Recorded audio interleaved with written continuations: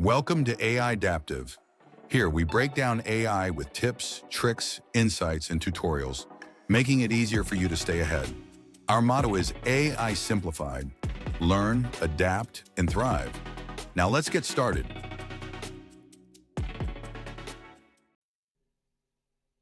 In this video, I'm going to take a few minutes and go over customize ChatGPT and also memories.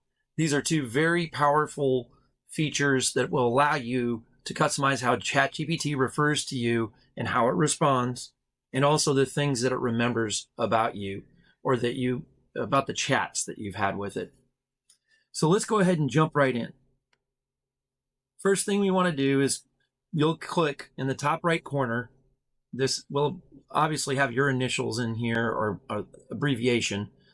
Customize ChatGPT. This has been redesigned very, very recently, and we're in January, so it's maybe a week or 10 days ago. And it says, introduce yourself to get a better, more personalized responses. So what should I call you, essentially? My name. You could put, if you're a doctor or whatever, maybe you want it to call you something else, feel free.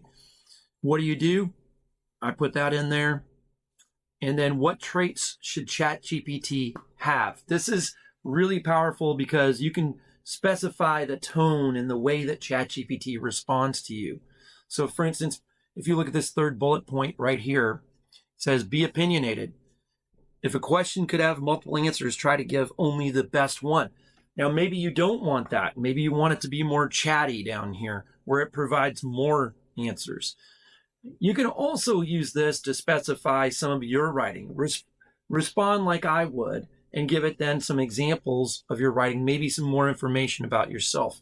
You have 1,500 characters in that box, so that allows you to have a good amount of your writing where it could learn from you, your tone, the terms, etc.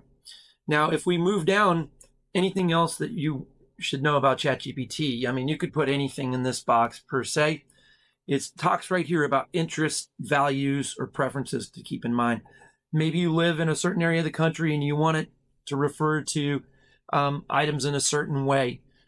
Maybe you have a certain industry that you are in and you want it to be sure to use certain terminology. You could specify that in here. For instance, if there's specifications or frameworks that it should use, you could specify that in here, and it would use that when it responds. So that really takes you through the customized ChatGPT.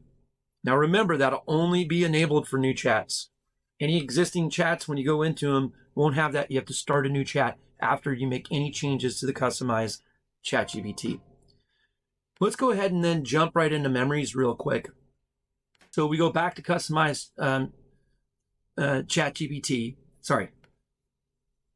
They've moved all of this around. Settings, personalization, and custom instructions, that takes you right back to customize ChatGPT. That's a change. In personalization, we have memory. So what are memories? Well, there's certain key things that ChatGPT has pulled out of chats that you've had with it to remember that it will take into account as it responds as well. So for instance, it pulled out that we use Harvest for voicing and time tracking, that we sync with QuickBooks in this conversation, providing AI consulting and development services, which we do. Some brand and marketing things that we're doing. If we scroll down further, we have a product called Flighter and some things about that. Now, if you don't want it to remember these things, you can either delete individually or you can clear the memories with this clear memories, all of them, and start over. But one handy thing is I could start a new chat and say, remember that I love Oreo cookies, which I really don't, but let's just say that. Give it a second. It says memory updated. I can come back to manage memories, and because I told it to explicitly remember that, there it is. It did remember that. That's very useful and something that you should be using when you're having chats and you're like, oh, I want to make sure that it knows this about me going forward so I don't have to tell it again. Or maybe it gives you a great response about the 5 E's, for instance, that are part of your industry. Say, please remember the 5 E's going forward and include those in responses. Use those in responses as you go along. Again, another powerful thing that you can use. Now, I'm going to tell it to forget that because that's not something that I want it to remember. And there it's gone. It's just like that. So it's very easy to manage. This shouldn't be something that you really are up at night worrying about. You can go in there and look at it. It's visible. You can delete it. You can clear it. But let's just talk about one last feature. Let's say that you want to have a chat, but you don't want it to remember, right, about your conversation, which is very important at times.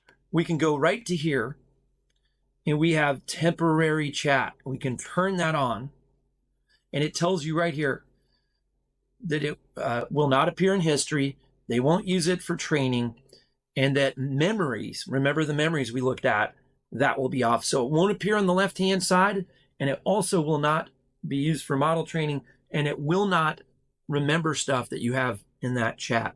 And that's very important sometimes, that you want to have a chat, off the record, so to speak. It will potentially be kept for 30 days for safety, so they can refer back if there's some nefarious stuff that's going on, but it will be deleted. And that's important to remember. So this is a way to have chats with ChatGPT, maybe about things that are, topics that you just aren't important, or maybe they are, but you don't want, maybe they're about something that you're working on and you just don't want everybody to know about it yet, or something along those lines, or you just want to make sure it's deleted. That's how you can do it. To turn it back off, you come back up and you turn off temporary chats just like that. And there we've covered customized ChatGPT, which is with a new UI and new fields, this very recent. And we also covered memories and then temporary chats. And those should be very powerful tools for you, and you should be using those when they apply. Thanks for watching. If you found this video helpful, give it a like and subscribe so you don't miss out on future updates. Stay ahead with AI Adaptive, where our motto is AI Simplified. Learn, adapt, and thrive. See you next time.